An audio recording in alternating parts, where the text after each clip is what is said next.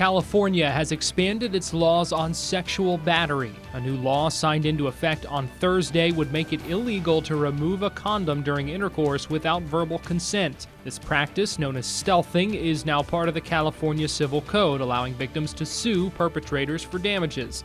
A study from Yale University in 2017 found that stealthing has been a growing problem among women and gay men for the last few years, and increases risk and fear of pregnancy and transmission of STIs. This is the first law of its kind in the country.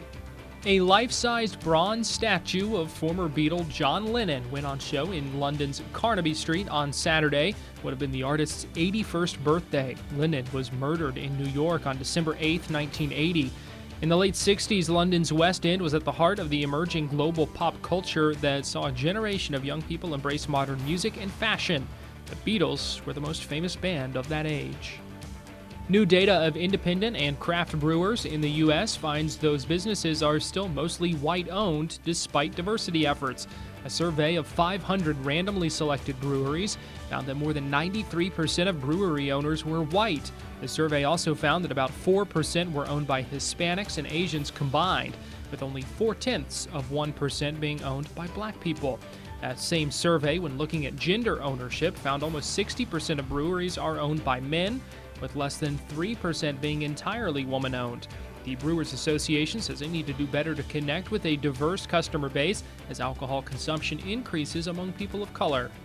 Sam's Club is bringing in the cheer with its latest holiday plans. The retail chain wants to bring the merry to all customers nationwide. Sam's Club is not only promising to have top-notch products perfect for gifts, food, and decorations, but it's advertising double the savings compared to last year, some starting this month.